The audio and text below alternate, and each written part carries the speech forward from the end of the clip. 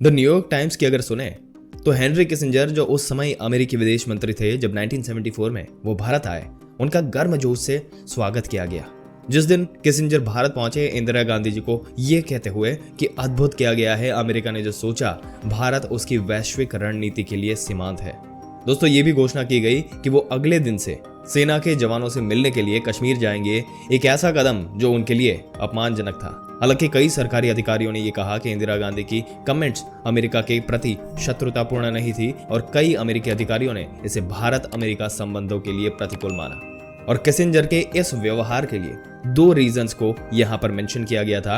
पहला, भारत को 10 अरब डॉलर की अमेरिका की सहायता, जिसे भारत के लिए अपमान का स्रोत माना जाता था, और दूसरा 1971 के युद्ध के दौरान पाकिस्तान के लिए अमेरिका का समर्थन था। और दोस्तों किसिंजर ने बाद में इंडिया टुडे के साथ एक इंटरव्यू में कहा कि 1971 में अमेरिका के साथ एक ऐसा टकराव हुआ था जिसे देखते हुए चाइना के साथ नए संबंध और उस समय पाकिस्तान की भूमिका की अपनी आवश्यकताएं थी।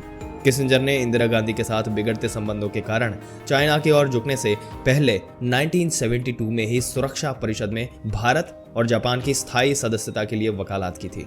दोस्तों इतिहास कई चीजों का गवाह है। कोल्ड वॉर के बाद अगर बात की जाए तो हेनरी किसिंजर के भारत के प्रति विचार बदल गए और उन्होंने भारत के साथ संबंध सुधारने पर जोर भी दिया था। दोस्तों किसिंजर ने 1998 में दूसरे पोखरण परमाणु परीक्षण के बाद भारत पर प्रतिबंधों का भी विरोध किया था। वॉशिंगटन पोस्ट में उनके एक आर्टिकल में वर्किंग विद इंडिया के अनुसार उन्होंने प्रतिबंधों का विरोध करते हुए सुझाव दिया था कि भारत को एक परमाणु देश के रूप में माना जाना चाहिए, जिसकी परमाणु प्रगति में काफी प्रोग्रेस हुई है।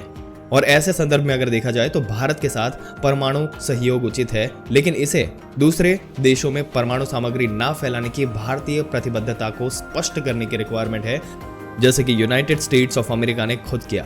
परमाणु सहयोग के दायरे को बयानबाजी से बचना चाहिए और परमाणु हथियारों की होड़ की रियलिटी, जिसमें चाइना को जवाबी कार्रवाई के रूप में ईरान और पाकिस्तान में परमाणु कार्यक्रमों का समर्थन करने के लिए लुभाया जा सकता है। उन्होंने आर्टिकल में ये भी डिटेल में मेंशन किया था। दोस्तों कोल्ड वॉर के दौरान भारतीय और तत्कालीन प्रधानमंत्री इंदिरा गांधी का अपमान किया, लेकिन कहा जाता है कि वो प्रधानमंत्री नरेंद्र मोदी के प्रशंसक बन गए थे।